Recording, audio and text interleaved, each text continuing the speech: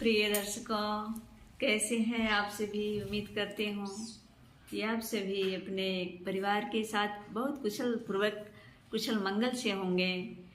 तो जैसे कि बहुत बहुत धन्यवाद आप सभी का। आप सभी के प्यार में मुझे 3000 सब्सक्राइबर मिले हैं, लेकिन अभी मेरा कोई कांटेक्ट आगे नहीं बढ़ रहा है। और मेरे बच्चे मुझे कह रहे हैं कि तुम बड़ा वीडियो बना करके और समझाओ अपने दर्शकों को।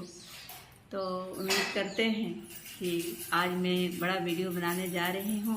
आप सभी मेरे वीडियो को देखेंगे और मेरे वीडियो को अवश्य लाइक सब्सक्राइब करेंगे। तो प्रिय दर्शकों, एक समय की बात है कि एक छोटे नगर के पास में एक महात्मा जी की कुटिया थी। महात्मा जी उस कुटिया में निवास करते थे और जब शाम होता था तो किसी के घर से जाकर के गांव में भिक्षा लेकर के अपने ही कुटिया में बनाते थे और प्रसाद को पा लेते थे। जैसे ही शाम हुआ, महात्मा जी एक घर जाकर के और भिक्षा लिए और मुझसे उच्चारण करते थे कि दगा किसी का सगा नहीं है, नहीं किया तो कर देखो, जिसने जिसने किया दगा है, जाकर उसका घर देखो। इस बात को सुनते सुनते एक बुढ़ी माँ को गुस्सा आया कि एक तो बाबा जाकर के उस कुटिया में दिन भर बैठ कर के हरि भजन की ढोंग रचा करते हैं और दूसरे लोगों को उपदेश दे रहे हैं। आज हम इनके साथ में दगा करते हैं। जैसे ही उस कुटिया में महात्मा जी पहुँचे और सुबह होते ही फिर कुटिया से बाहर निकलकर गांव की तरफ बढ़ रहे थे। फिर गांव के पास जाकर के यही उच्चारण किए। तब तक बुढ़ी माँ सोची कि चलो हम आज अपने घर से भिक्षा देंगे। तो बुढ़ी माँ पहले से अपने घर जहर ला करके 4 मिठाइयाँ बना करके रखी थी और बोली, गुरुजी आज भिक्षा मेरे आज से आप पा लीजिए। तो गुरुजी बोलिए कि जैसी आपकी इच्छा माँ, आप दे दीजिए, मैं आप ही के प्रसाद ले लूँ आज। तो वो प्रसाद लेकर के गुरुजी अपनी कुटिया में गए और उस कुटिया में जो ही प्रसाद को रखे, तब तक उनके घर में 2 मेहमान पधारे और वो मेहमान कह रहे हैं कि गुरुजी आज तो शाम हो गया, हम यहीं ठहरते हैं, कल सुबह होते ही हम अपने गांव को चले जाएंगे। गुरुजी बड़ी खुश हुए, बोले कि ये तो मेरे सौभाग्य की बात है कि आप मेरे यहाँ आए हैं, क्योंकि प्रभु की कृपा से ही अपने घर में मेहमान भी आते हैं और घर में आए हुए अतिथियों की सत्कार करना चाहिए।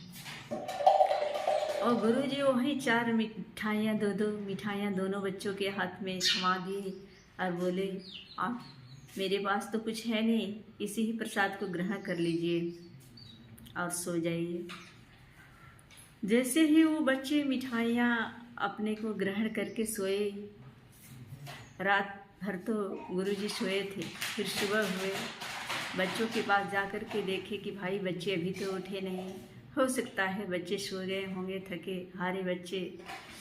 तो जा कर के जगा रहे हैं, वो बच्चे भुला रहे हैं। तब तो बोले, बच्चे स्वर्ग सिधार गए थे।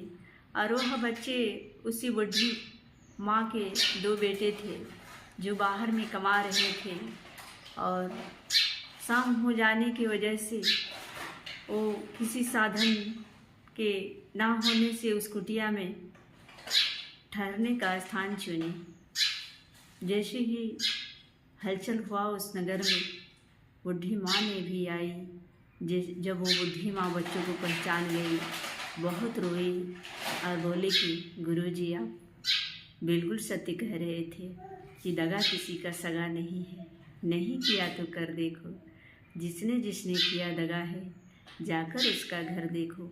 आज मेरा घर उजड़ गया गुरुजी, मैं आपकी इस बात को समझ नहीं पाई।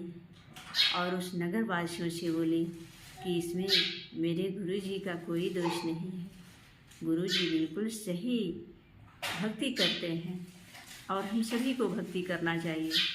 और अपना कर्म बहुत अच्छे ढंग से करना चाहिए, क्योंकि हम जैसे कर्म करेंगे वैसा ही हमें इस जीवन में मिलेगा। जैसे कि हजारों गायों के बीच में एक बछड़ा अपनी माँ को ढूंढ लेता है, ठीक कर्म भी ऐसे ही समय पर आपको अपने हिसाब से मिलेगा ही मिलेगा।